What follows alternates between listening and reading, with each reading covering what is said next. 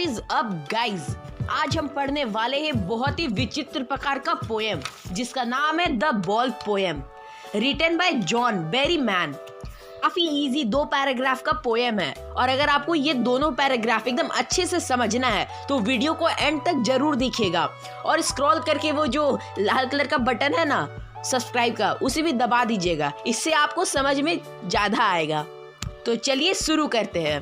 तो poet generally इस कविता में एक बच्चे के बारे में बता रहे हैं जिसका बॉल भुला जाता है और वो फिर बहुत ज्यादा अपसेट हो जाता है, यानी कि निराश हो जाता है और वो काफी सैड फील करता है जब वो ये सोचता है कि अब उसका बॉल खो चुका है और उसे अब वो बॉल वापस नहीं मिलेगी, क्योंकि उस बॉल के साथ उस बच्चे का काफी इमोशन जुड़ा हुआ था।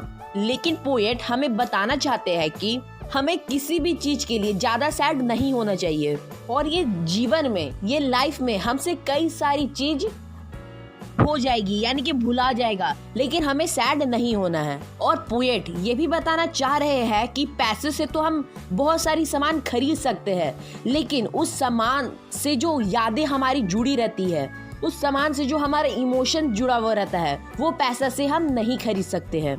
तो चलिए बढ़ते हैं पहले पैराग्राफ की ओर। What is the boy now who has lost his ball? What is he to do? I saw it go, merely bouncing down the street and then merely over. There it is in the water.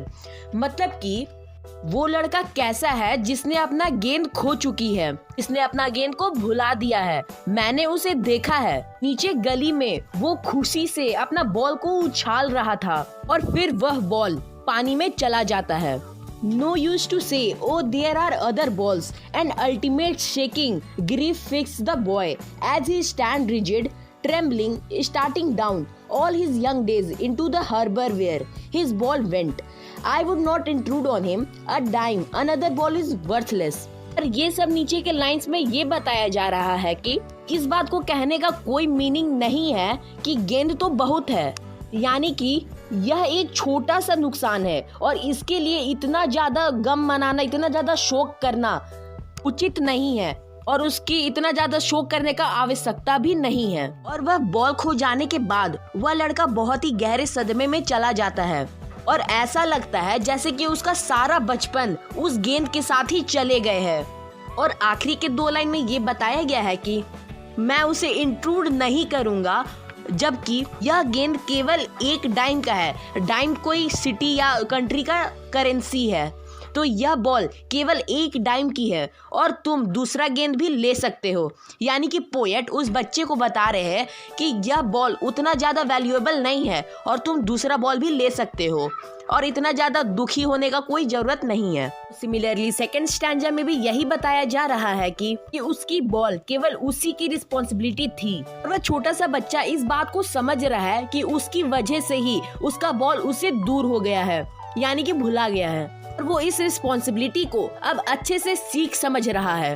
Poet उस बच्चे से ये बताना चाह रहे हैं, उससे ये कहना चाह रहे हैं कि लाइफ में बॉल से भी अच्छे काफी चीजें आएंगे जिसे तुम खो दोगे, जिसे तुम एक्सपीरियंस करोगे, और इसीलिए तुम थोड़े समझदार बनो और ज्यादा उस चीज के लिए दुखी मत हो।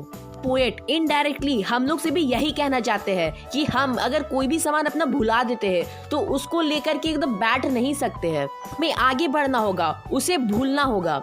अब पोएट लास्ट के 5 लाइन में ये बता रहे हैं बॉल का वैल्यू पैसे के मुकाबले कुछ भी नहीं है, लेकिन यहाँ फीलिंग, एक गुड मेमोरी उस बच्चे का उस बॉल से जुड़ा हुआ था। वो बच्चा भी अब अपने डिस्परेट आंखों से ये देख रहा है कि अब उसकी बॉल वापस लौट के नहीं आएगी उसके पास। तो इसी लॉस के साथ वह बच्चा अपने लाइफ में कई लॉस को सहन करने का ताकत गेन कर रहा है।